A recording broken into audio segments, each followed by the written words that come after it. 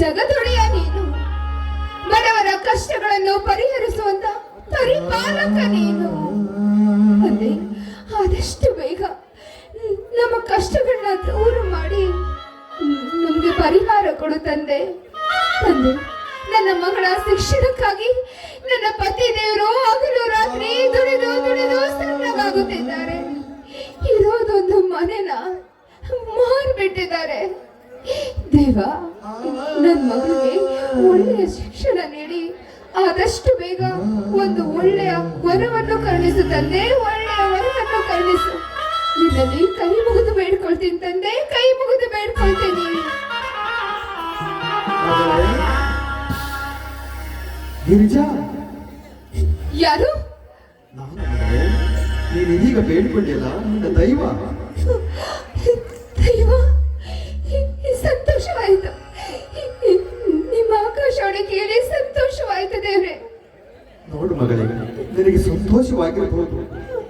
ಮಗಳೇ, ನಿನ್ನ ಮಗಳ ಬಾಳಿನಲ್ಲಿ ಒಂದು ಕೆಟ್ಟ ದುರಂತ ಸಂಭವಿಸಲಿದೆ. ಏನು? ನನ್ನ ಮಗಳ ಬಾಳಿನಲ್ಲಿ ಕೆಟ್ಟ ದುರಂತ ಸಂಭವಿಸಲಿದೆಯಾ? ಏನಂತ ಹೇಳಿ ತಂದೆ, ಹೇಳಿ. ಹೌದು ಮಗಳೇ, ನಾನು ಯಾವುದೋ ಒಂದು ಕಲ್ಪನೆಯಲ್ಲಿ ನಿನ್ನ ಮಗಳ ಹಣೆ ಬರವನ್ನು ತಪ್ಪಾಗಿ ನಂಬಿದ್ದೇನೆ ಮಗಳೇ. ಏನು? ನನ್ನ ಮಗಳ ಹಣೆ ಬರದಲ್ಲಿ ತಪ್ಪಾಗಿ ಬರೆದಿದ್ದೀರಾ? ಅದೇನಂತ ಹೇಳಿ. ಹೌದು ಮಗಳೇ, ನಿನ್ನ ಮಗಳ ಹಣೆ ಬರದಲ್ಲಿ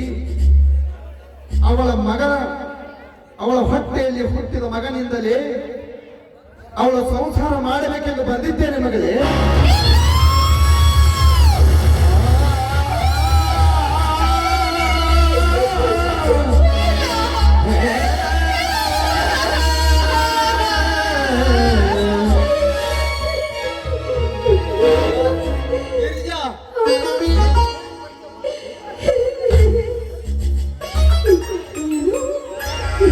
ನನ್ನ ಮಗಳ ಹಣೆ ಬರೋದಲ್ಲೇ ತಾನೆಂತ ಮಗನಿಂದಲೇ ಸಂಸಾರ ಮಾಡುವಳೆ ಎಂದು ಬರೆದಿದ್ಯಾ?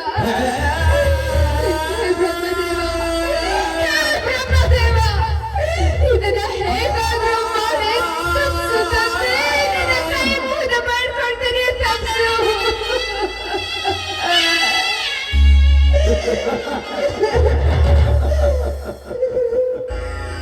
ನೋಡು ಮಗಳೇ, ಒಮ್ಮೆ ಬರೆದ ಹಣೆ ಬರವನ್ನು ತಪ್ಪಿಸಲು ಯಾವ ಕಾಲಕ್ಕೂ ಸಾಧ್ಯವಿಲ್ಲ.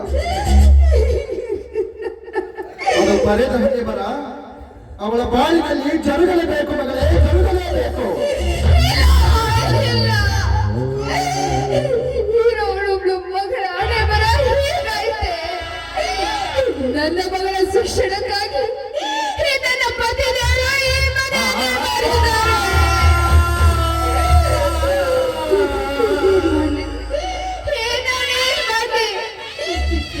ಮಾಡಿದ್ದಾರೆ.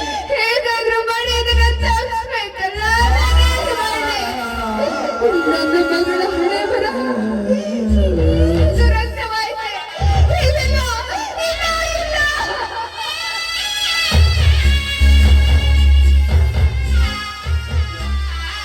ಇಲ್ಲ. ದೇವರ ಗುಡಿಗೆ ಹೋಗಿ ಬರುತ್ತೇನೆಂದು ಹೇಳಿ ದುಃಖಿಸುತ್ತ ನಿಂತಿರುವೆಯಲ್ಲ ಗಿರಿಜಾ. ಏನಾಯಿತು ಗಿರಿಜಾ, ಏನಾಯಿತು? ನಾನೇನು ಅಂತ ಹೇಳಿ ಸ್ವಾಮಿ, ನಾನೇನು ಅಂತ ಹೇಳಿ. ಬ್ರಹ್ಮದೇವ, ನನ್ನ ಮಗಳ ಹಣೆ ಬರವನ್ನು ತಪ್ಪಾಗಿ ಬರ್ತಿದ್ದಾರಂತೆ.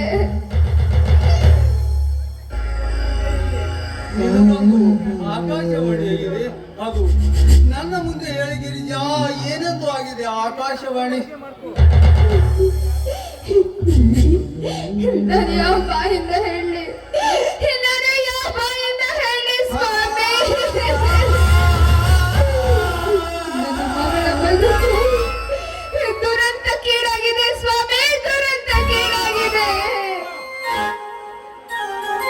ಗಿರಿಜಾ, ಸತಿಯರ ಸಮ್ಮಿಲನ ಸಲ್ಲದ ಮಾತಾಡಿ ಸಂಕಟ ಪಡಬೇಡ. ನಮಗೆ ಎಷ್ಟೇ ಕಷ್ಟ ಬಂದರು ಹೇಮರೆಡ್ಡಿ ಮಲ್ಲಮ್ಮನಂತೆ ಸತಿ ಸಂಸಾರದ ಜ್ಯೋತಿಯಾಗಿ ನೀನು ನನಗಾಗಿ, ನಾನು ನಿನಗಾಗಿ, ನಮ್ಮಿಬ್ಬರಿಗೂ ಆ ನಟರಾಜ ನಲುಮೆಯ ಮಕ್ಕಳಾಗಿ ಕರುಣಿಸಿ ಕಾಪಾಡಲಿ ಗಿರಿಜಾ. ಗಿರಿಜಾ, ನಮ್ಮ ಮಗಳ ಬಾಳಲ್ಲಿ ದುರಂತ ಕಥೆ ನಡೆದಿದೆ. ಅದು ಏನು ನಡೆದಿದೆ ಸ್ವಲ್ಪ ಹೇಳು ಗಿರಿಜಾ. ಸ್ವಾಮಿ, ಆ ಬ್ರಹ್ಮ ಬರೆದ ಹಣೆ ಬರಹದಲ್ಲಿ ನಾನು ಹೆತ್ತ ಮಗಳ ಹೊಟ್ಟೆಯಲ್ಲಿ ಹುಟ್ಟಿದ ಮಗನಿಂದಲೇ ನನ್ನ ಮಗಳ ಸಂಸಾರ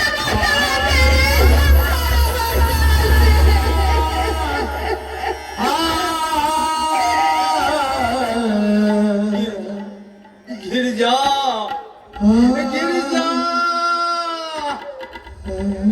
ಏನು ಏನು ಹೇಳುತ್ತಿರುವೆ ಗಿರಿಜಾ, ಏನು ಹೇಳುತ್ತಿರುವೆ? ನಮ್ಮ ಮಗಳ ಹಣೆ ಬರದಲ್ಲಿ ತಪ್ಪಿ ಬರೆದಿದ್ದಾನೆ ಆ ಬ್ರಹ್ಮದೇವ.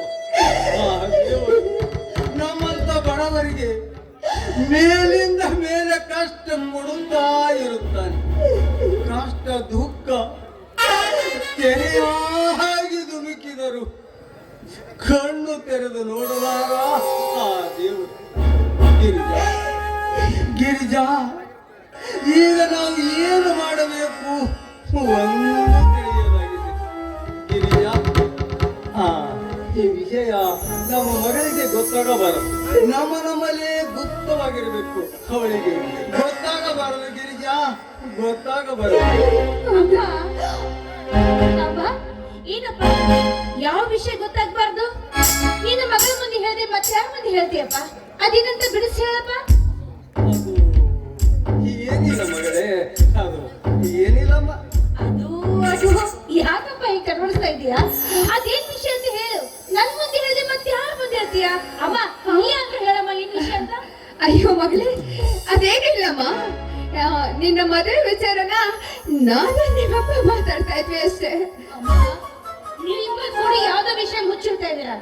ಅದೇನು ಅಂತ ಸತ್ಯ ವಿಷಯ ಹೇಳ್ತಿರೋ ಅಥವಾ ನಾನೇ ಮನೆ ಬಿಟ್ಟು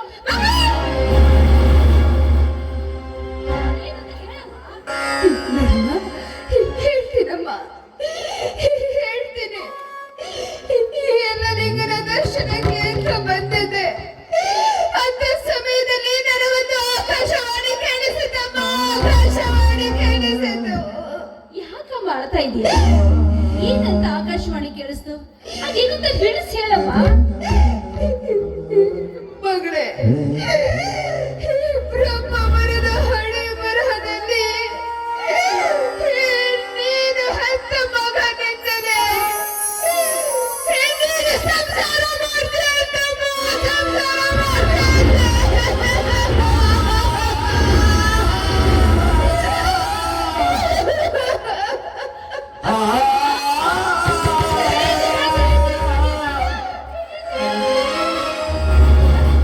ನನ್ನ ಹೊಟ್ಟೆಯಲ್ಲಿ ಹುಟ್ಟುವ ಮಗನೊಂದಿಗೆ ನಾನು ಸಂಸಾರ ಮಾಡ್ತೀನ? ಹಾಗಂತ ನನ್ನ ಹಣೆ ಬರಹದ ಪ್ರತಿಯೊಂದನ್ನ ಇದು ಹೆಂಗ್ ಸಾಧ್ಯ? ಅಮ್ಮ, ಯಾರಾದ್ರೂ ಮಾಡಿ ಆ ದೇವತೆ ಕೇಳ್ಸಮ್ಮ. ನನ್ನ ಹಣೆ ಬರಹದ ಪ್ರತಿಯೊಂದನ್ನ ಕೇಳ್ಸಮ್ಮ. ಅಮ್ಮ,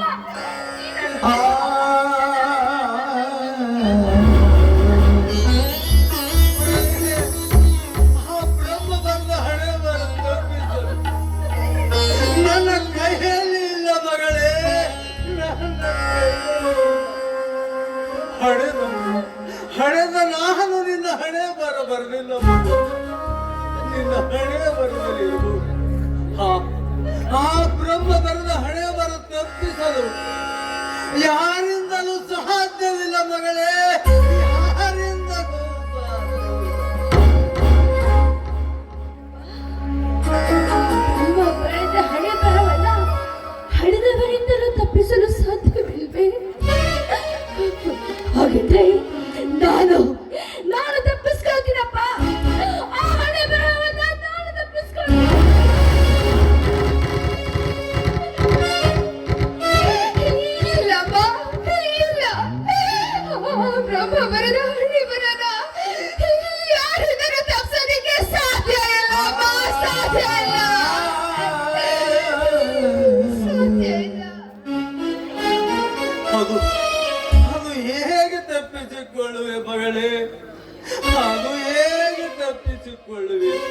ಹಣೆ ಬರ ಹಣೆ ಬರೆದು ಬ್ರಹ್ಮನಿಂದಲೇ ಸಾಧ್ಯವಿಲ್ಲ.